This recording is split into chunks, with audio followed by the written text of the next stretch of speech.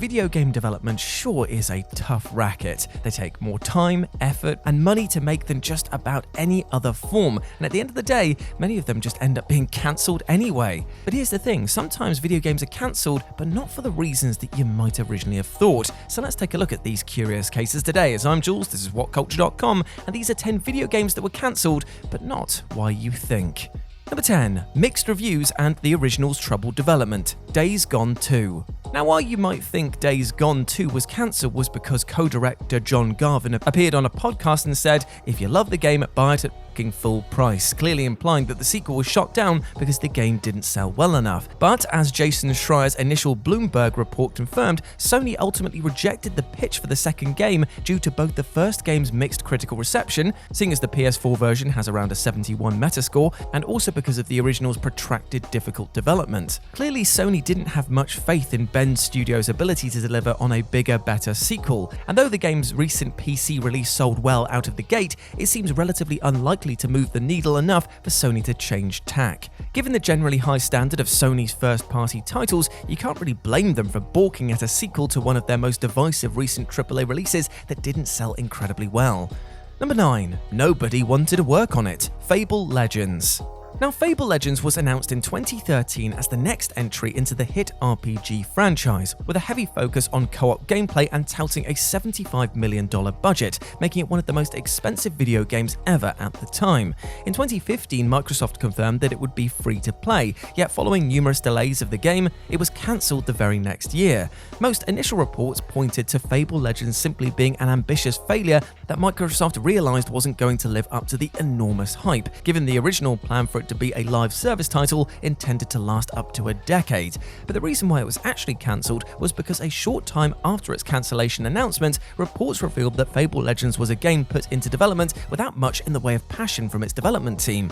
Sources who worked on the game claimed that it was almost finished before being cancelled, but air quotes, nobody wanted to work on it, with most of the team actually wanting to make a proper fourth FABLE game instead. Sensing the inability to release a live service game without an enthusiastic team of people to work on it in perpetuity, Microsoft pulled the plug. But as a weirdly vindictive parting blow, they also shuttered FABLE Legends' iconic developer, Lionhead Studio, with it. Number 8. It felt too much like Call of Duty. Doom 4. After the critical and commercial success of Doom 3, id Software began hinting at the existence of Doom 4 in 2007 and formally announcing it in 2008. However, the project's development stalled until 2013 when it was finally cancelled outright, leading to the development of 2016's almighty Doom reboot. For most, it seemed that Doom 4 was yet another AAA project that got mired in development hell and wasn't able to crawl its way out as production slogged on for years and years before finally being put out of its misery. But that's not quite the case. You see, you might recall that a lot of Doom 4's released prototype footage bore a surprising similarity to Call of Duty, such that fans began to mockingly call it Call of Doom. While it's not uncommon for studios to simply ignore the whims of oversensitive fans, in this case the developers did indeed listen to the mounting feedback from fans and press alike. According to Doom designer Kevin Cloud, they decided the game that they were making was far too much like Call of Duty and not enough like classic Doom. And creative director Hugo Martin succinctly added, "Doom is about one guy involved in big things and Doom 4 was more about the big things." Given that the subsequent reboot massively revitalized the franchise, it was clearly the right call to make. Number 7. Amazon fell out with Tencent. The Lord of the Rings MMORPG. Amazon Studios' The Lord of the Rings themed MMORPG was announced in 2019, and after around 2 years of protracted development, they confirmed that it had been cancelled this past April. The cancellation wasn't terribly surprising to many who had been following its productions, with job listings late last year suggesting that the project was still in its infancy and reports stating that it was being overhauled for the sake of both next-gen consoles and Amazon's upcoming Lord of the Rings TV show. It sounded like an overambitious project that simply bit off more than the studio Athlon Games could chew on. But anyone who bothered to read beyond the cancellation headline actually learned of a different story. For you see, the real reason for the cancellation was Amazon getting into a dispute with Chinese multinational corporation Tencent, the parent company of Athlon Games. With seemingly no way to resolve this unspecified conflict, there was no choice but to scrap the project entirely. Given that a Lord of the Rings MMO could have been a massive money spinner for Amazon, this sure must have stung no matter the reason. Number 6. The failure of HAZE and the difficulty of marketing it. TIMESPLITTERS 4. Now, as much as we all love it, the TimeSplitters franchise was never actually a major seller, but it had enough devoted fans for 3 games to be released. Now, TimeSplitters 4 was first whispered about in 2007, but once developer Free Radical went into administration and was bought out by Crytek in 2009, it became clear that the game had been quietly cancelled. It was easy to assume that the cancellation was either due to the third TimeSplitters Future Perfect not selling enough, or Crytek wanting Free Radical, which was subsequently rebranded as Crytek UK, until 2014 to work largely on its Crisis games instead. But you know what? There was actually 2 major reasons why this was cancelled. Firstly, Free Radical's 2008 first-person shooter HAZE was a massive critical and commercial disappointment after being hyped as being a Halo killer, which shook confidence in the team's ability to deliver. It was also felt that the TimeSplitters series was simply too difficult to market to a wider audience without a clear protagonist. And though the series' lukewarm sales didn't surely help matters, it's clear that there simply wasn't faith in Free Radical to deliver a 4th game that could generate gangbusters sales figures. With Free Radical being relaunched earlier this year, a 4th TimeSplitters game is once again in active development with several original founders on board, while this time seeing Deep Silver handling publishing duties. Number 5. Platinum Games and Microsoft, air quotes, both failed. Scalebound. Platinum Games' action RPG Scalebound was announced at E3 2014 and immediately caught the attention of press and genre fans alike. However, the world was shocked when the game was cancelled in early 2017, with initial reports suggesting that Microsoft felt the project just wasn't working and hastily cancelled it. For many fans, it was another example of a mighty publisher pushing a beloved developer around and gamers being deprived of an interesting game as a result. But the situation was actually a little bit more complex than this, as in 2019, Platinum Games' head, Atsushi Inaba, stated that it hurt to see Microsoft raked over the coals by frustrated fans following the announcement, as they actually weren't solely to blame. He admitted that both sides failed during Scalebound's development, and added, "I think that there are areas where we could have done better, and I'm sure that there are areas that Microsoft as a publishing partner wish they could have done better, because nobody wants a game to be cancelled." As convenient a narrative as it is that Microsoft enacted their irresistible will upon Platinum Games, it seems that the developer was in over their heads on such an ambitious AAA project, whilst also not getting adequate assistance from Microsoft. And with many coming out to talk about the technical challenges they faced, it does seem to paint a clearer picture. Still, massive shame. Number 4. It didn't meet Bethesda's quality expectations. Prey 2. Now, before you begin laughing at the words Bethesda and quality expectations when you consider all of their games launched with enough bugs to fill a roach motel and then some, this apparently was the reason why we're not getting a Prey 2. Because Pete Hines confirmed the cancellation occurred not for a cynical number-crunching reasons, but because they just didn't feel like the game was shaping up well enough. He said, "It was a game that we believed in, but never felt that it got where it needed to be. We never saw a path to success if we finished it wasn't up to our quality standard, and we decided to cancel it." It's admittedly a line that's difficult for Prey fans to believe given how fantastic the early game preview footage looked, but we're obviously not privy to the same access that Bethesda's higher-ups were given, so presumably the entirety of the project wasn't quite as coherent as the footage suggested. Ultimately, Bethesda finally released a well-received franchise reboot in 2017, but yes, we never got a sequel to that beloved first Prey outing. Number 3. EA refused to sell it to other publishers. Thrill Kill.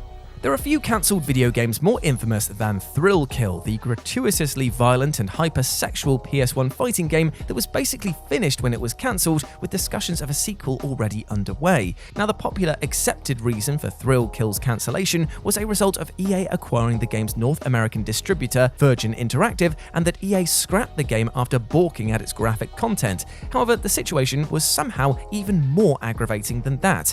You see, this wasn't merely an open-shut case where EA acquired Virgin and threw Thrill Kill in the bin. They not only refused to release it themselves due to the potential PR fiasco, but were so worried about catching flack for being associated with the game that they wouldn't even sell it on to other publishers. Despite receiving offers from other prominent outfits such as Eidos Interactive, EA was so pathologically concerned with the bad look of the mainstream media connecting them to Thrill Kill that they wouldn't even offload the title to another publisher and get paid for it. EA, of all companies, saying no to money is frankly mind-boggling, while Thrill Kill was ultimately leaked and circulated on piracy websites a short while later.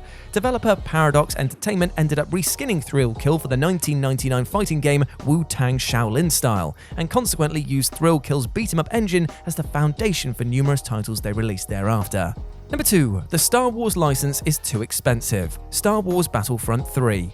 Now, Star Wars Battlefront II was a massive commercial success, despite the fact that its release was irreversibly damaged by its egregious loot box and microtransactions controversies. Given the game's strong sales, no matter the fan outrage, it was reasonable to expect EA and DICE to quickly get to work on Battlefield 3, probably just in time for the release of Star Wars The Rise of Skywalker in late 2019. But alas, as time passed and no official announcement came, it became clear that Battlefront 3 had been quietly cancelled. This was seemingly confirmed in September 2019 when the previous game's designer, Dennis Branval, said that there wasn't the same hunger for a third game. And once he and other DICE members left the company last year, the writing seemed to be on the wall as to why Battlefront 3 never came to pass. But as we recently found out, there was actually one major motivating factor for Battlefront 3 never going into production, and that was the massive additional costs required to work with the Star Wars license. According to reputable leaker Tom Henderson, DICE pitched Battlefront 3 to EA, who turned it down because it takes 20% more sales to make the same money when dealing with Star Wars compared to Battlefield. It's fascinating to consider EA being in a predicament where the cost of producing a Star Wars game are prohibitive enough that they'd rather not even bother. It's quite possible the lasting backlash against Battlefront 2 has had some degree of impact on the decision, but it evidently wasn't the driving factor. And number 1, scope creep and staff issues at the studio. Daredevil, the man without fear. Now, in the early 2000s, Army Men developers 5000 Foot Inc. got to work on Daredevil the Man Without Fear, a video game based on the iconic Marvel superhero which publisher Encore owned the rights to. For the most part, the game is accepted to be one of the many video games based on popular IP that just never came to fruition due to philosophical disagreements between parties of interest, in this case, Sony and Marvel. And while their differing visions for the game certainly didn't help things, The Man Without Fear's 2004 cancellation was actually caused by two far more specific factors. For you see, The Man Without Fear is one of the most egregious victims of scope creep in video game history. Originally being developed by 5000 Feet as a low-budget standalone linear Daredevil game for PS2, once the 2003 Ben Affleck movie was announced, Sony and Marvel stumped up significant cash to make the game a movie tie-in set to release around the same time as the film. More than that, the gameplay would be expanded into an open-world style and additionally be released on Xbox and PC. It was a lot for the small outfit to take on, without even getting into the fact that Sony, Microsoft, and Marvel all had approval privileges on every major aspect of development. Sony and Marvel did indeed agree about the game's direction, but the wheels truly came off when Encore refused to pay licensing fees for the renderware engine and instead insisted that their own proprietary engine be created. Realizing the game's scope had gotten out of control, the developers scrapped the open world elements in an attempt to get the game ready in time for the movie's release. But amid the exodus of employees and rumors of drug abuse in the studio's office, they missed the deadline. Ultimately, the game received its de facto cancellation after Marvel refused to approve it for release, though some beta gameplay footage did arrive online last year. And there we go, my friends, those were 10 video games that were cancelled, but not why you think. I hope that you enjoyed that, and please let me know what you thought about it down in the comments section below. As always, I've been Jules, so you can go follow me over on Twitter at RetroJ0, or you can swing by Live and Let's Dice, where I do all of my streaming outside of work, as well as my board game content, and it'd be great to see you over there if you're into that sort of thing. But before I go, I just want to say one thing. Hope you're treating yourself well with love and respect, my friend, because you deserve all of the best things in life. Do not let anything or anyone else tell you otherwise. You are a massive ledge. Now go out there and absolutely smash it. As always, I've been Jules. You have been awesome. Never forget that. I'll speak to you soon. Bye.